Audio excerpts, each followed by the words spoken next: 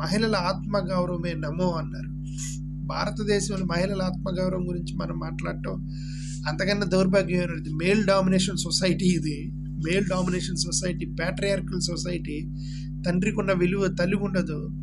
తండ్రి పెత్తనం నడుస్తూ ఉండిద్ది. స్త్రీలని అణగదొక్కుతూ ఉంటారు భారతదేశంలో. క్యాస్ట్ జిఎస్టీ సొసైటీ మంది. గతంలో పోల్చుకుంటే పర్లేదని కూడా సంతోషపడటమే తప్ప స్త్రీలకు ఇంకా స్వాతంత్రం రాలేదనేది అందరికీ తెలిసిన విషయం. 2021 డేటా ప్రకారం, నేషనల్ క్రైమ్ రికార్డ్స్ బ్యూరో ప్రకారం 86 women were raped every day in Modi's government, NDA government, while 49 cases of crimes against women were lodged every single hour in NDA government.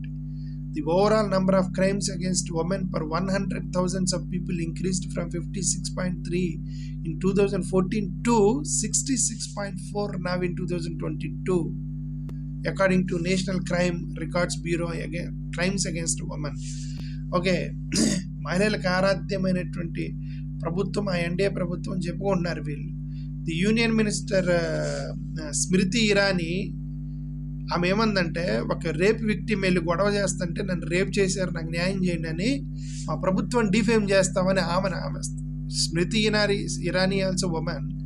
ఒక అమ్మాయిని రేప్ చేశారు, ఆ అమ్మాయి గొడవ చేస్తుంది, నన్ను రేప్ చేశారు, నాకు న్యాయం చేయండి అని. యూఆర్ డిఫేమింగ్ ద గవర్నమెంట్ అని చెప్పి పేపర్ స్టేట్మెంట్ ఇచ్చింది స్మృతి ఇరానీ. ఓకే, వీళ్ళు మహిళల గురించి మాట్లాడుతున్నారు. అన్ని కేసులు ఉన్నాయి. Gang rape of minor girl by BJP legislator Unnao case, Uttar Pradesh 2017.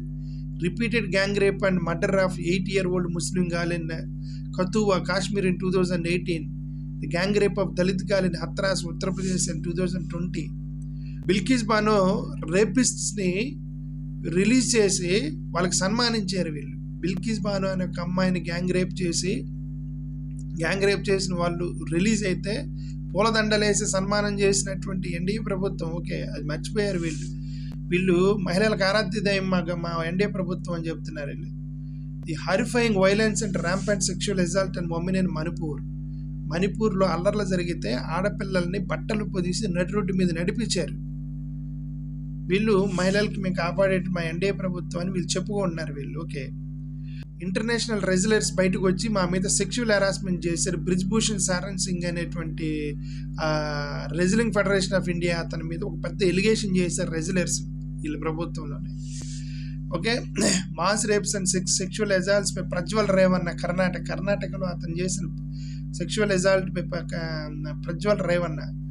Okay, the conviction rate for crimes against women as a mere 26.5%, while 95% of cases were still pending. మహిళలు వెళ్ళి నన్ను రేప్ చేశారండి అని చెప్పేసి కేసు పెడితే 100లో 26% మాత్రం కన్విన్స్ చేసి 80% వదిలేశారు వీళ్ళు. శిక్ష కూడా పడలాం రేపిస్టులకి వదిలేసినటువంటి ప్రభుత్వం. యూనిఫామ్ సివిల్ కోడ్, ఈ యూనిఫామ్ సివిల్ కోడ్ని ముస్లిమ్స్కి, క్రిస్టియన్స్కి, హిందువులకి ఒకటే కోడ్ ఉండాలని యూనిఫామ్ కోడ్ గురించి మాట్లాడుతున్నారు. కానీ వీళ్ళు ఒకే మతంలో ఉన్నటువంటి వాటిని మాట్లాడరా? బీజేపీ ప్రభుత్వం ఉత్తరప్రదేశ్లో యునైటెడ్ హిందూ ఫ్యామిలీస్ ఉన్నాయి. యునైటెడ్ హిందూ ఫ్యామిలీస్లో మహిళలకి రైట్ లేదు. మరి దాని గురించి మాట్లాడరా? మా హిందువులకు ఒక సపరేట్ చట్టం, ముస్లింకి ఒక సపరేట్ చట్టం అని చెప్పి యూనిఫామ్ సివిల్ కోడ్ తెస్తున్నారు. మరి హిందూ మతంలో మహిళలకు ఒక న్యాయం, పురుషులకు ఒక న్యాయం ఉన్నప్పుడు దాని మీద చట్టం చేయరా మీరు?